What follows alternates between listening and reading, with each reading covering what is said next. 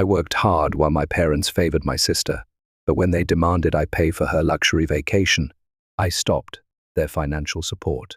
At the next family party, they accused me of betraying them, but Grandma took my side.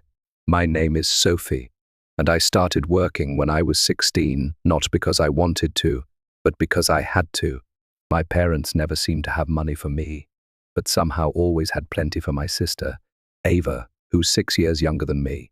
I remember the day I decided enough was enough. I needed new shoes for gym class. The soles of my old ones were practically falling off. When I asked my mum for money, you'd think I was asking for a diamond necklace. "Sophie, do you think money grows on trees?" Mum sighed, reluctantly opening her wallet. "Here's $30. Make it work." $30 for gym shoes? I tried not to show my disappointment. Later that same day, I watched as my parents took Ava shopping. She came home with 3 new outfits, a stuffed unicorn, and a fancy electronic tablet for educational purposes. I did the math in my head. They'd spent at least $300 on her in one afternoon. It wasn't a one-time thing either.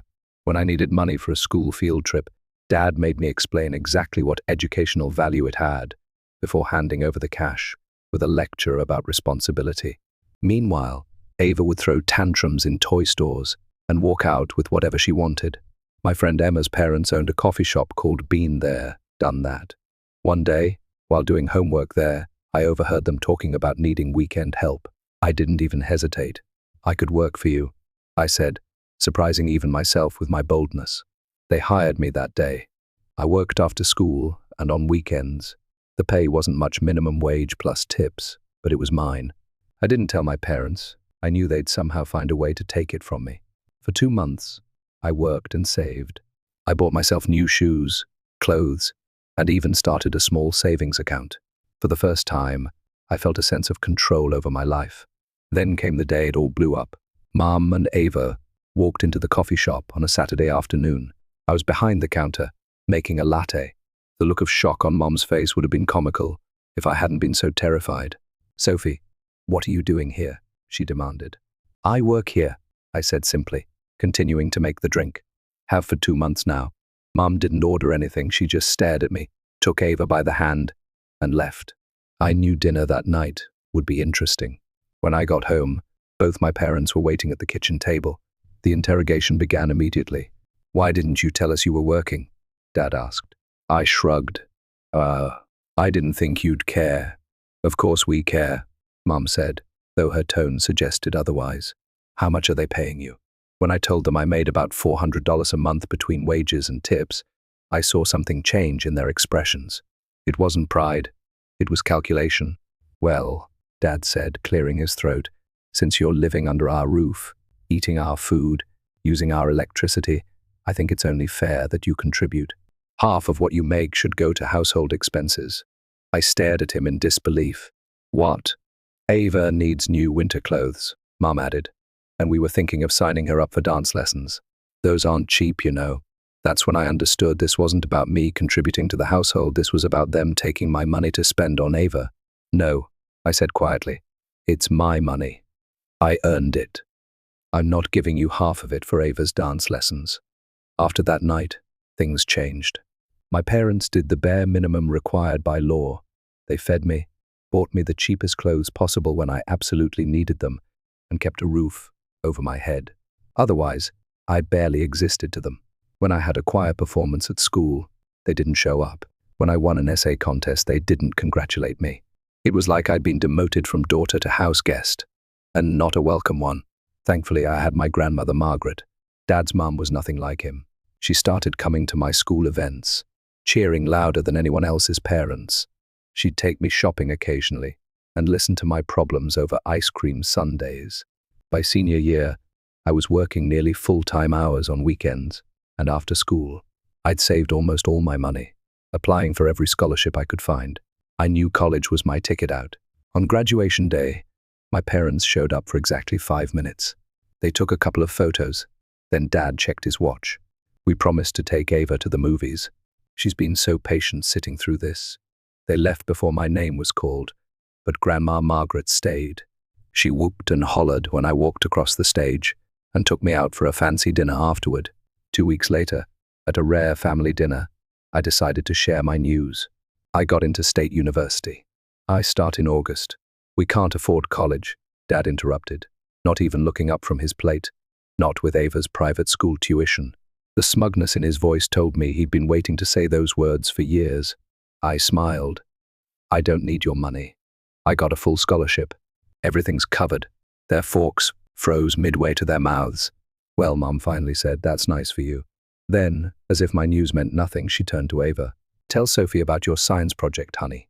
She won first place in her grade.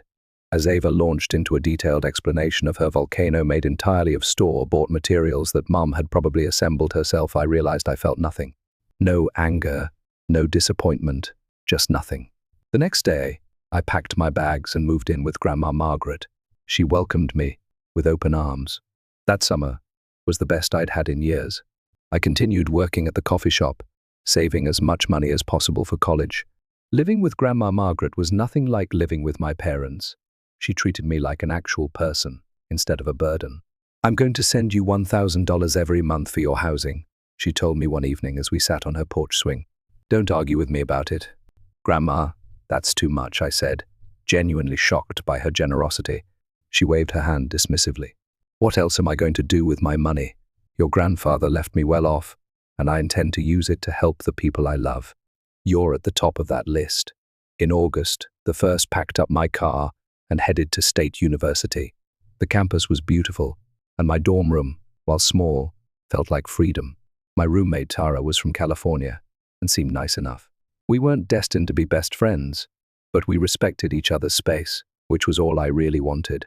During my 4 years at college, I called Grandma Margaret twice a week. My parents, they called maybe once a month, and the conversations were always the same. How are your classes? Mum would ask. Fine, I'd reply. That's nice. Did I tell you Ava made the honor roll again? They never visited, not once. When parents' weekend came around, I'd hang out with my friends whose families couldn't make the trip either. We called ourselves the Orphan Club and made it a tradition to go out for fancy dinners that weekend. I majored in business with a focus on financial management. I worked hard, graduated with honors, and immediately started job hunting. The thought of going back to my hometown never crossed my mind until I got an offer from Apex Financial, one of the top firms in the region. Take it, my advisor said when I told her about the offer. They rarely hire new graduates. Someone there must have been really impressed with your resume. So, I moved back to my hometown but made sure to find an apartment far from my parents' house. I couldn't afford anything fancy, but it was mine. I didn't call to tell them I was back. Why would I? They hadn't even acknowledged my graduation. Grandma Margaret, of course, was thrilled I was nearby again. Now I can fatten you up properly, she joked when she visited my new place, bringing enough home-cooked food to last me a week. My job at Apex was challenging, but rewarding.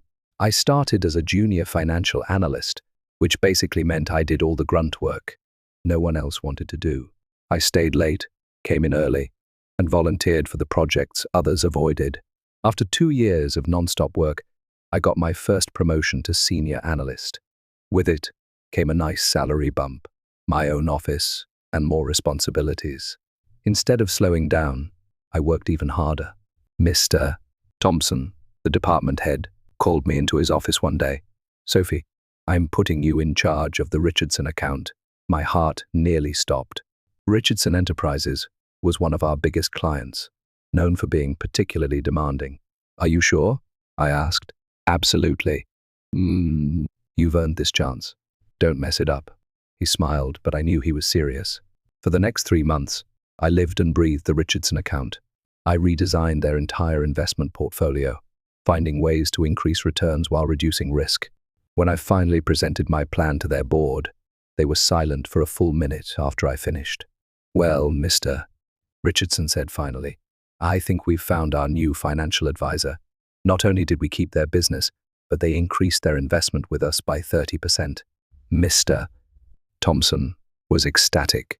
He called a company meeting to recognize my achievement, gave me a substantial bonus, and increased my salary again. That night, I called Grandma Margaret to share the good news. I knew you could do it, she said proudly. Now, please tell me you're going to take a vacation. You deserve it. Actually, I am, I told her, and I've got something for you too. The next day, I visited her with 2 envelopes.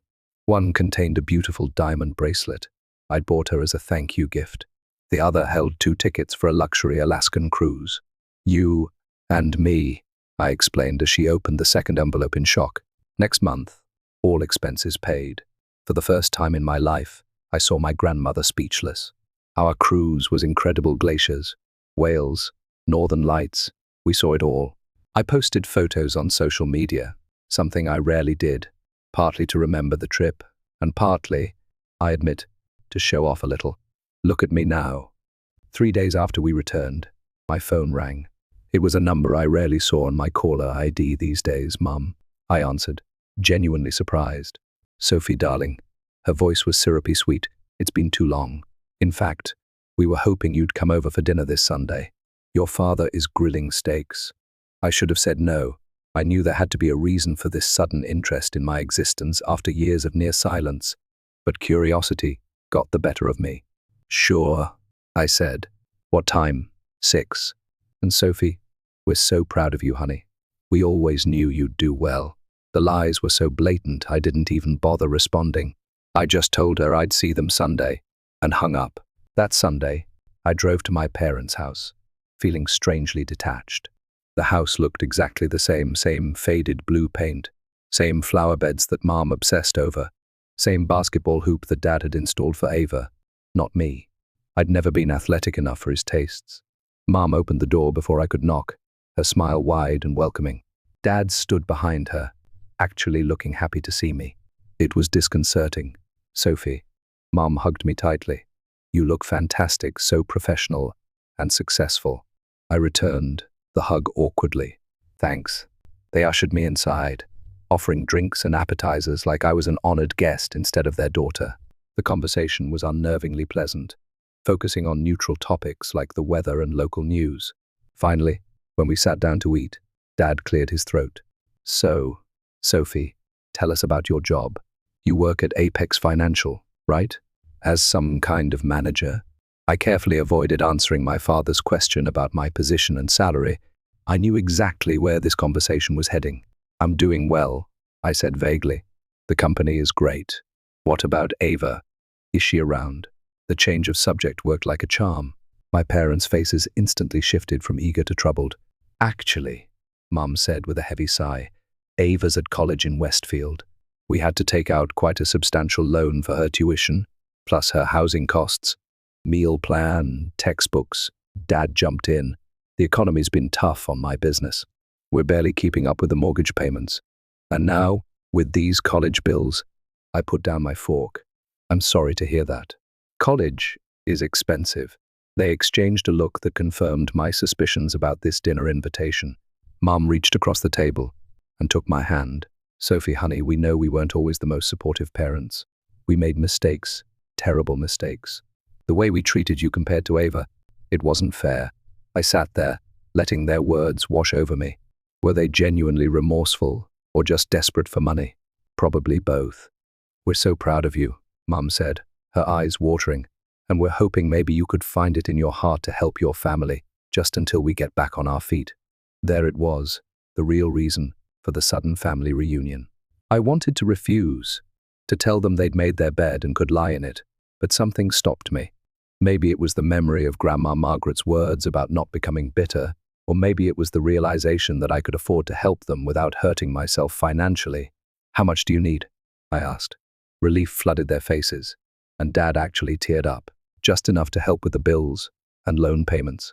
Maybe $1,000 a month. I nearly choked on my water.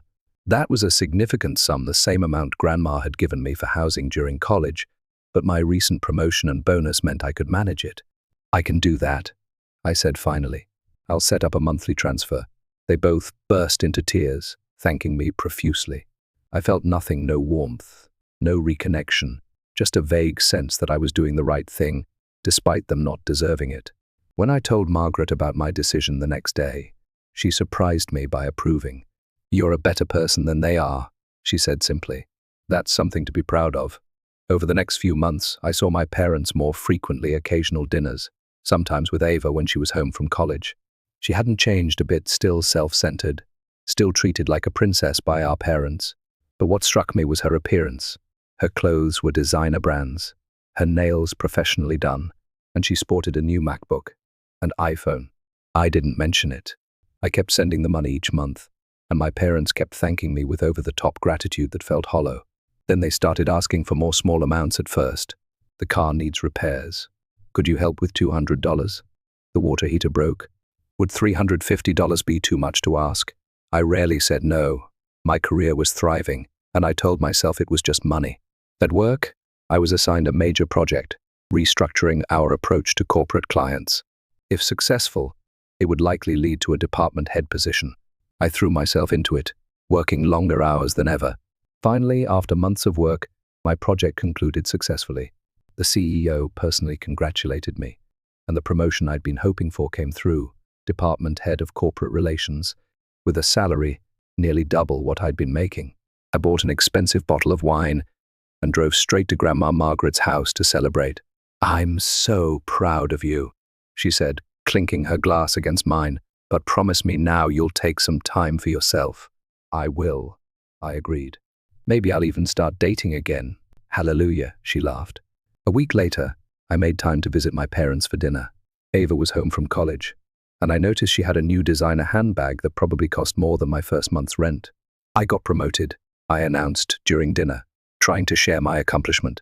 A strange silence fell over the table. Then Mom said, "You know, with your new position, you could probably afford to help us a bit more. Maybe $1,500 a month instead of $1,000. I laughed, thinking she was joking. I've already been helping for months, plus covering all those emergency expenses. Ava rolled her eyes. "Don't be so selfish, Sophie. It's not like you need all that money for yourself." Coming from her, with the $800 bag sitting next to her, it was too much. "No," I said firmly. "The amount stays the same." The rest of dinner was tense, with disapproving glances from all three of them. I left early, unsettled by how quickly their gratitude had morphed into entitlement. Months passed.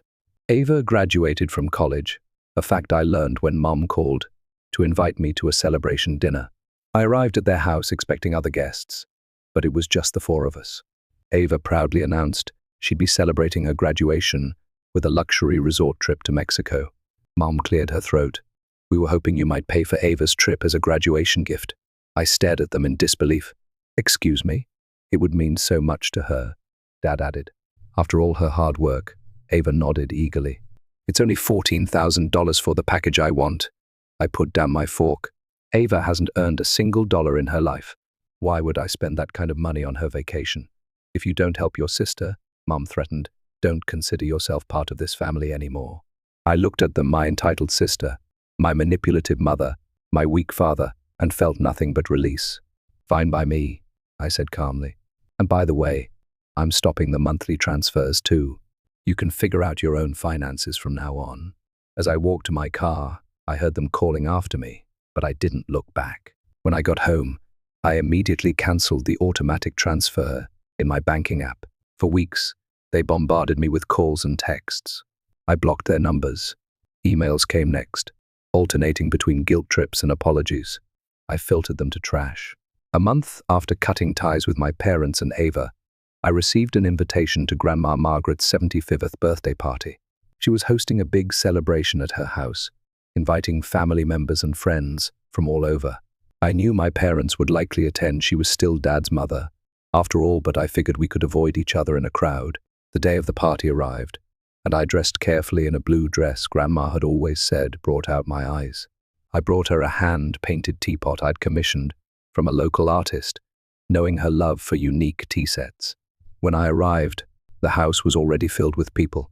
I spotted my parents and Ava immediately.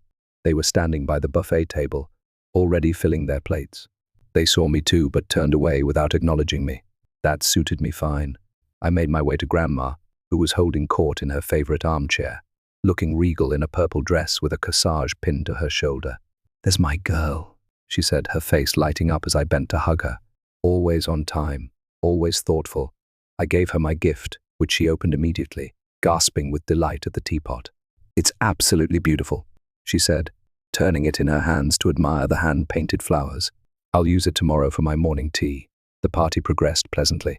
I chatted with relatives I hadn't seen in years, caught up with some of Grandma's friends, and successfully avoided any interaction with my immediate family. Then came time for dinner. The meal began cordially enough, with everyone passing dishes and making small talk. When the main course was served, people began offering toast to Grandma. My mother stood up, wine glass in hand. To my wonderful mother-in-law on her 75th birthday, you've always been a beacon of wisdom in our family, and we're so grateful for your guidance over the years. Her words were pretty but hollow, and I had to suppress an eye roll. Then, to my horror, she turned in my direction. And while I have everyone's attention, I'd like to address something. My daughter Sophie has recently decided that family isn't important to her. She's turned her back on us, despite her financial success, refusing to help her own sister with a simple graduation gift. A shocked silence fell over the table. My face burned with embarrassment and anger. "Linda," Grandma Margaret said sharply, "this is hardly the time or place." But I'd had enough. I stood up, my chair scraping loudly against the floor. "Since my mother has decided to air our dirty laundry at Grandma's birthday dinner, let me set the record straight." I looked around the table at the uncomfortable faces.